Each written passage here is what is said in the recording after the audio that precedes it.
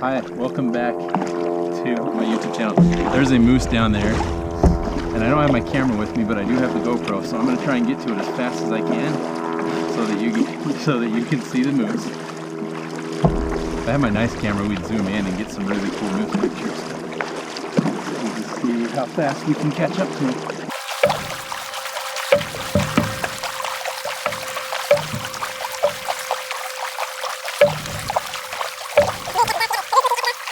I think we only have one moose there. A lot of times you can't tell.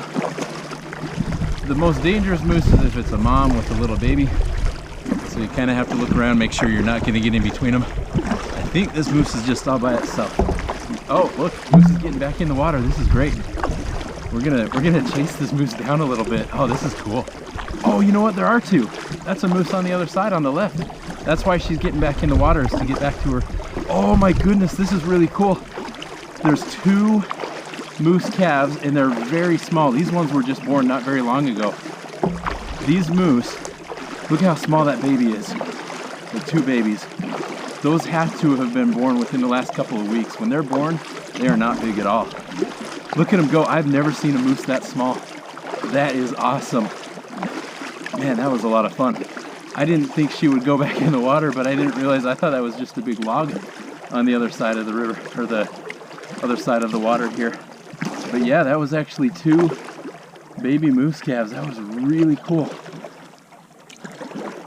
One cool thing too, if you notice, they are very good at camouflage. You would think with how big they are, the moose would be really easy to see. I'm gonna turn this way. But their coloring matches those tree trunks really, really well. So it doesn't take very many steps at all.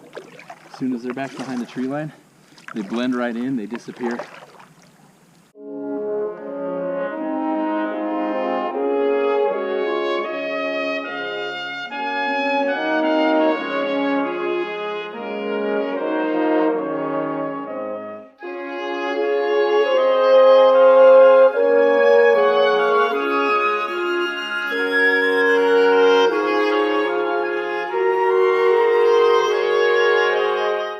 I'm just going to talk about moose for a little bit. You see right out there, that stuff on the surface of the water, that's moose hair.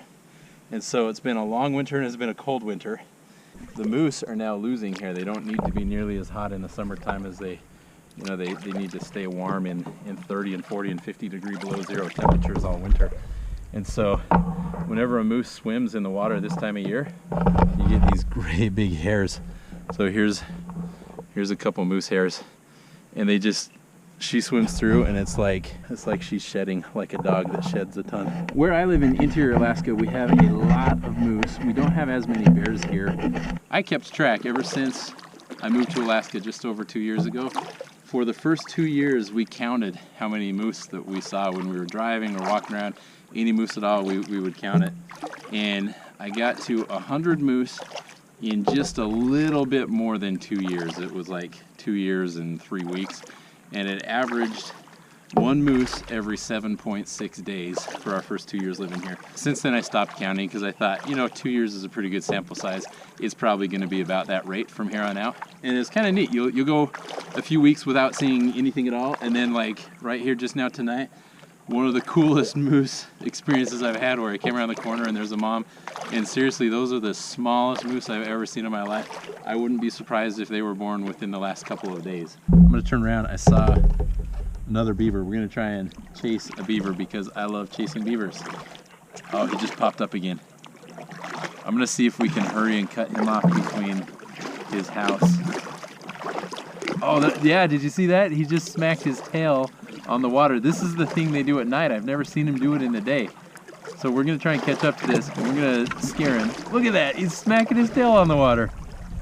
I don't know why he's doing that right now. I've had them do this to me, as I mentioned on my last video, at night. I've never actually seen them do that though. I think he's trying to scare me away. Oh, there he just popped up again. You got some ducks back behind him. You got a beaver right there. Watch his tail.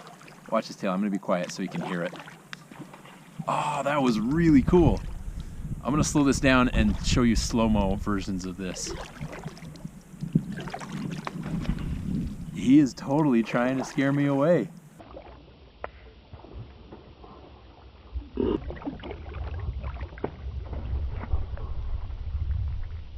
This is always a mystery. Where's he gonna pop up? Pretty cool how beavers can stay underwater that long. He just swam like 50 yards underwater.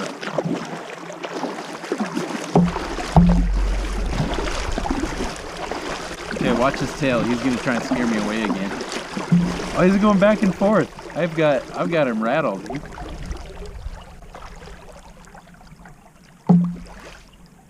I think what's happened, I think this is similar to the moose we just saw, where this is probably trying to either draw me away from her children or scare me away. Because to see her, she was going to the right and then turned around and went to the left again after that. I mean, she's definitely aware of me, and whatever she's doing because of me. And usually when you see an animal acting erratically like that, it's because of their children.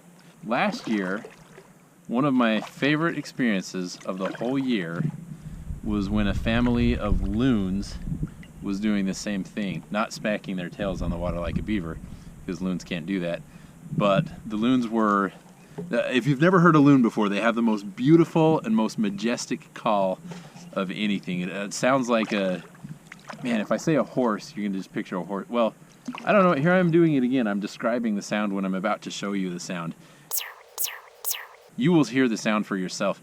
But it sounds like it's coming from an animal much bigger than what it actually is. I think the beaver went into the house. You see right up there ahead of us, you've got that little mound of dirt with sticks on it. The beavers actually go into that underwater, into the front door that's underwater. And then look at that great big mound. That's probably the main house. I bet what we were just looking at was the guest house. Well, I think, whoa! Seagull's doing the same thing. Seagull's trying to draw me away from their nest. Oh man, she's dive bombing me. This is awesome. This is freaky. Man, she is buzzing me. She's getting like within 10 feet of me. She's seriously dive bombing me. Oh my goodness. I can't keep all my animals straight. I'm telling you about beavers and about loons, and then all of a sudden the seagulls want in on the action. This is pretty cool. And then, to make matters even better, you look off to the left side over here. Whoa, freak, that is getting too close to my head. I'm gonna put my hood on, I don't want this. And I'm gonna film me, because just in the off chance that this it's not a beaver, this is a seagull. On the off chance that this seagull actually does attack me, like hit my head, that'll be some cool footage. So we're gonna, holy crap, she's coming close to me. I'm gonna get out of here. This is like Alfred Hitchcock's The Birds. Oh man, I could totally whack her with a paddle, but then I would probably tip over the kayak. Okay, we're not gonna watch me anymore, because look at that, right up ahead of us. So here I am telling you about beavers, and then I'm telling you about loons, and then the seagulls interrupt, and then right ahead of us we've got this rainbow that is just beautiful. And this is just like normal. This is what happens here, and this is why I love Alaska. I think I'm far away from all the animals.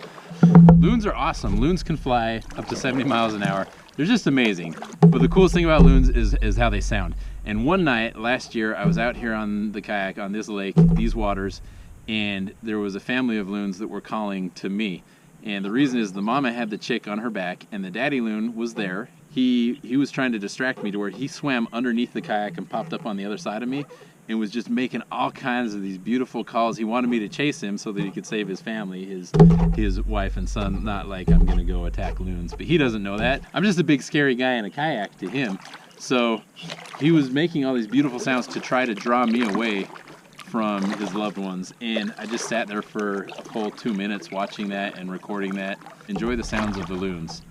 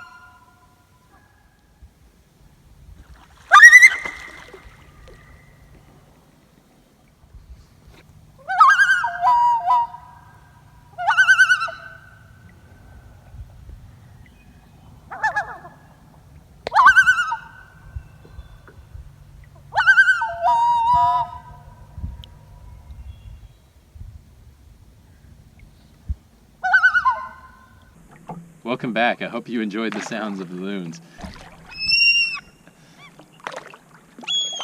Little do they know, if they just like pooped on people every time we do this, we'd stop doing this. But she's just making these noises, and that's actually, I think that's kind of cool. So just having the opposite effect until she actually bites me. GoPro, stop recording.